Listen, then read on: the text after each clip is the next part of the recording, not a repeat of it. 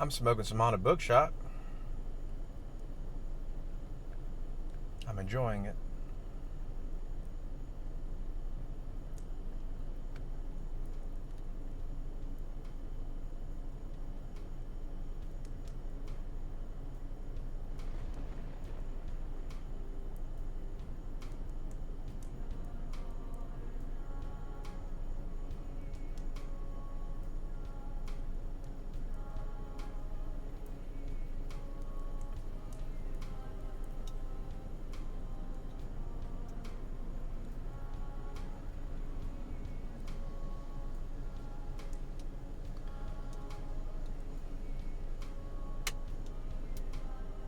I thought I was going to get laid off last Friday. The boss called me. One of the bosses called me at lunch. Wanted to know where everyone was. Everyone is me, one other guy, and one foreman. I guess he called me because he had my number, because I had worked with him on another job.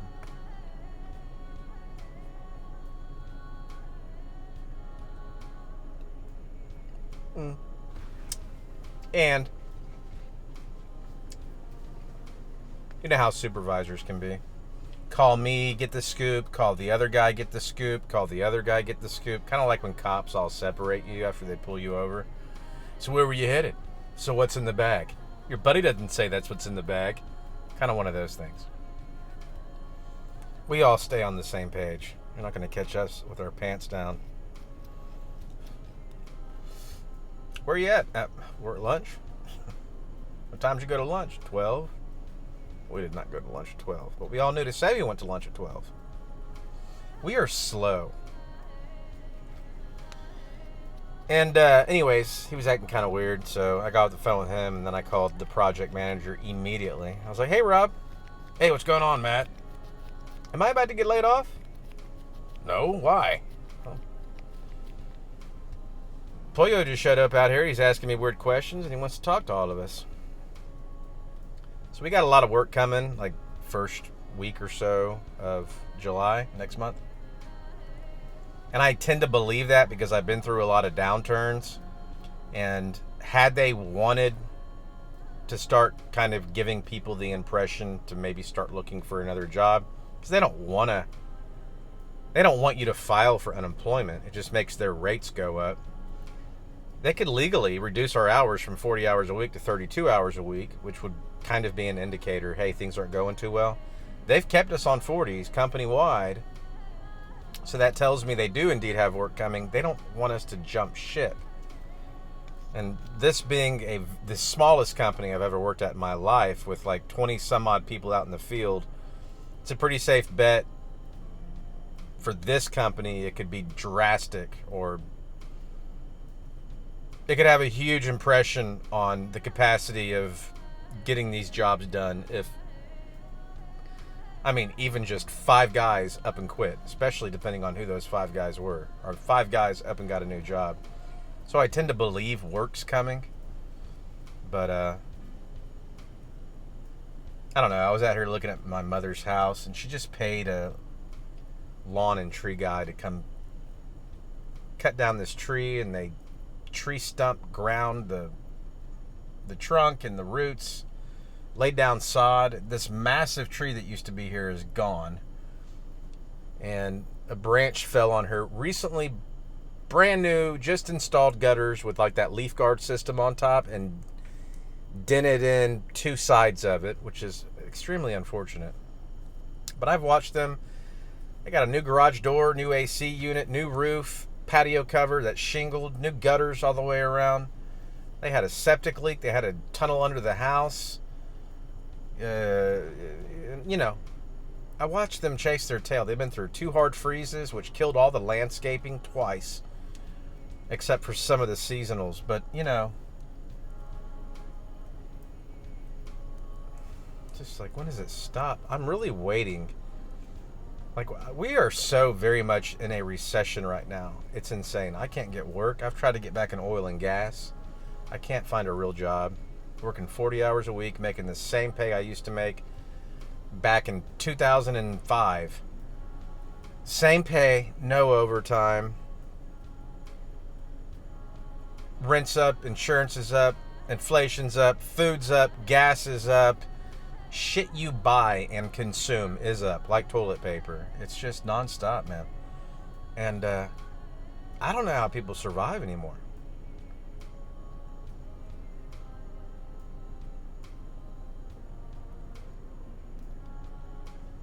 I've always been that guy that's like, does the job suck? Do you have to leave? Are you gone? Do you work 12 hours at night?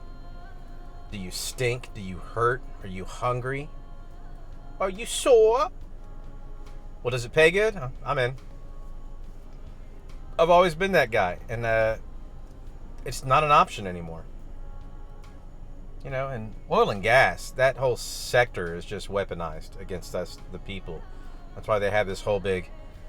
The shit's the shit is self-replenishing. The whole concept of fossil fuels is a scam.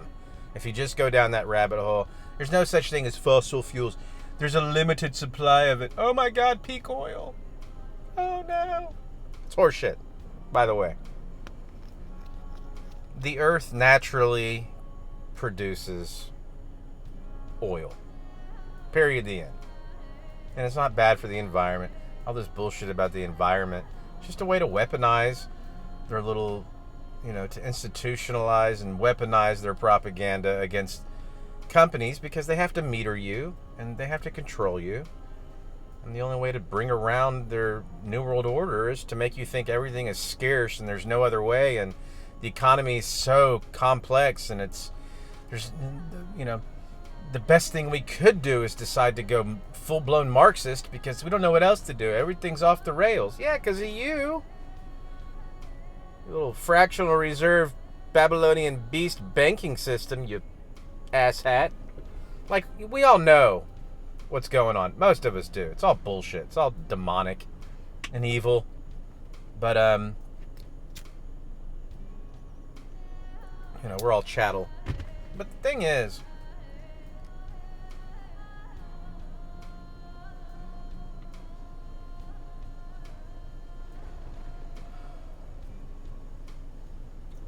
especially these last 4 years, since 2020. Well, since Trump left office.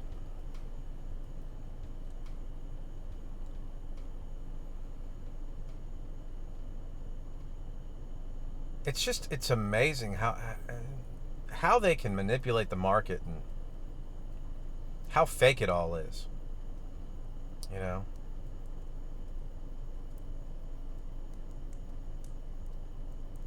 New York Stock Exchange, the COMEX, just the banks in general, the shit they get away with doing. If anyone else did that, they'd be arrested. Lending out money you don't even have. It's creating money out of thin air. It's insane. And front and loading it with heavy interest. The point is, I thought it would have been sooner. It's just amazing how they can drag this shit on, but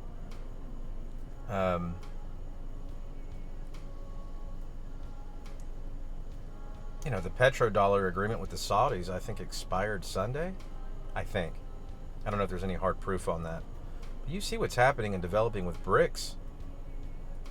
The US dollar, for all intents and purposes, is dead. It's just running on sheer ignorance and the fact that people still have all their money in the bank, and stupidity is keeping this thing alive.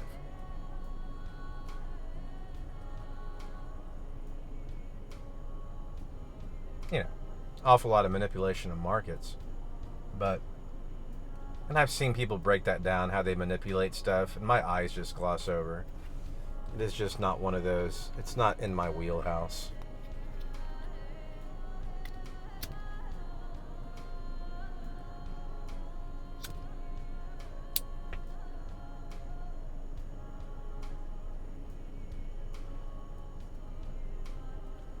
Anyways, I'm blessed to have what I have, considering how bad things have been.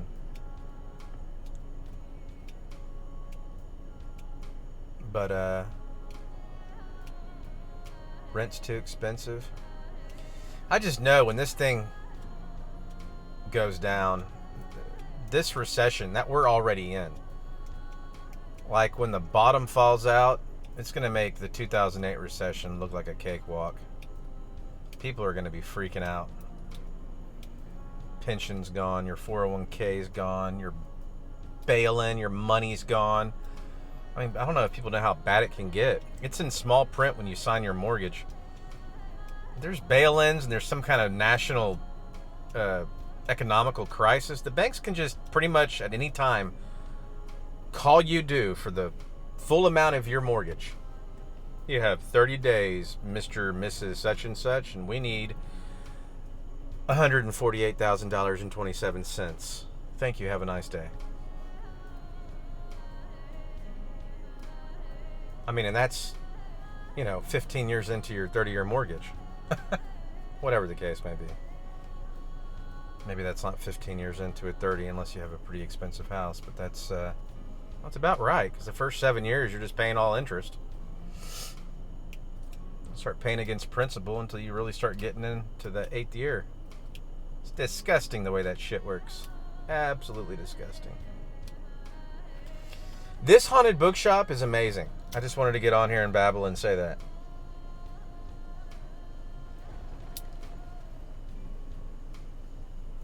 Can't believe I'm out here in my car at 9:05 p.m. I made the incredible mistake, and I don't want to speak it into existence, but I got home. I ate all that good stuff. I brewed a cup of coffee, and I let it purposely hit room temp. I took a shower, and I came out, and I poured it over.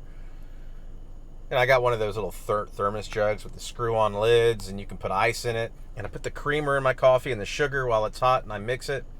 And I came back 30 minutes later. It was room temp. I poured it over all that ice, and I closed the lid, and I shook it. Boom, iced coffee. And it tastes really good. The problem is I just gulped it down. I was like, go, go, go, go, go. And I don't know. I slept pretty good last night. It's a bad combination for me. I have sleep issues. It doesn't take much for me to wake up. It doesn't take much for me to have problems going to sleep.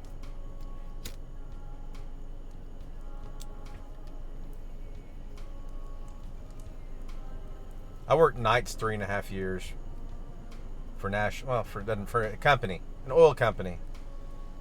12-hour nights from 5 p.m. till 5:30 a.m. I did that for 3.5 years, and it screwed my circadian rhythms up. It took me almost 2 years to get back on days.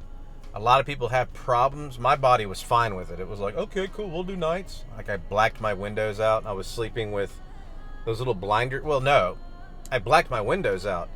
After I came off working nights for 3.5 years, I had to start wearing those gay little sleep things that block your eyes out in a regular home that didn't have, if any kind of light was coming through. Because I slept 3.5 years in a pitch black room. Anyways, I don't know why I'm sharing all this with you. This haunted bookshop is amazing. I really like it. I'm really excited about it. I want to try the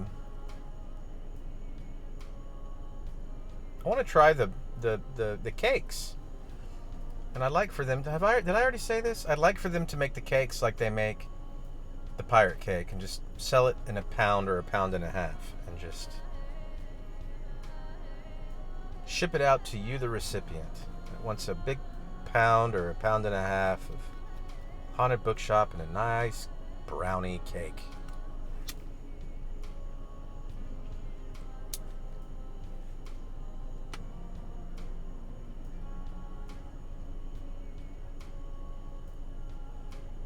I didn't know haunted bookshop had a touch of Perique in it.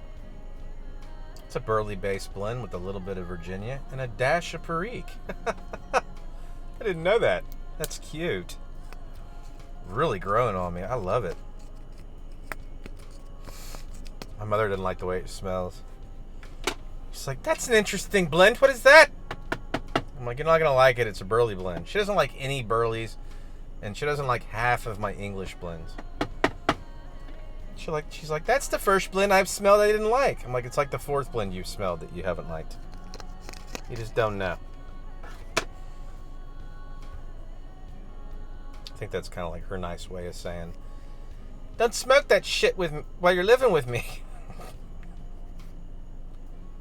But I don't know. I better stop. It's 15 minutes in. I just felt like babbling. I could sit here and smoke a whole nother bowl.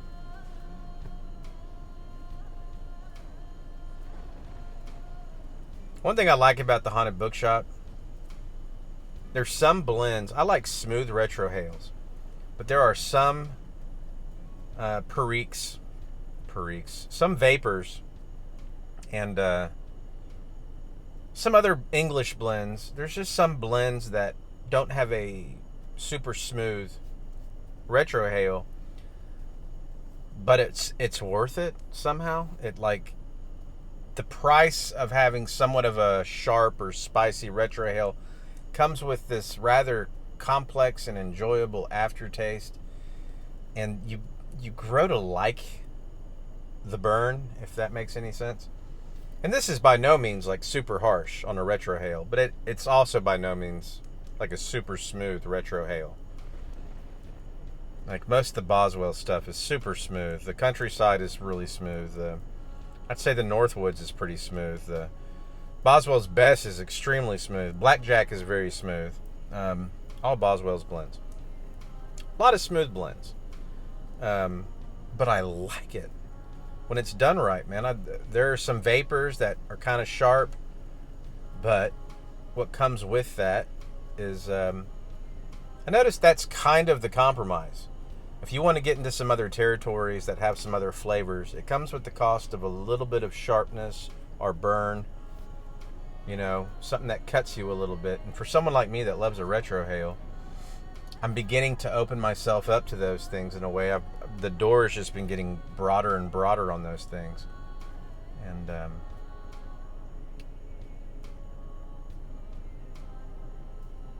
I will say with the Haunted Bookshop, this is 4 years old, what I've been smoking, so we'll see what happens with the new stuff.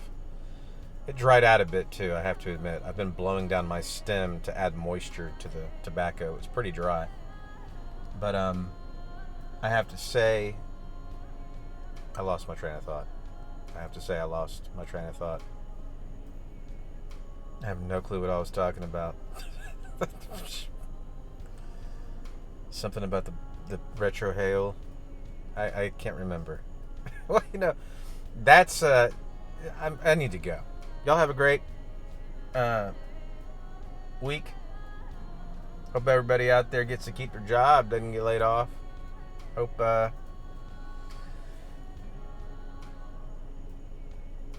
everyone does well, does good, feels good, and has a great rest of your week. It's just started. Be well.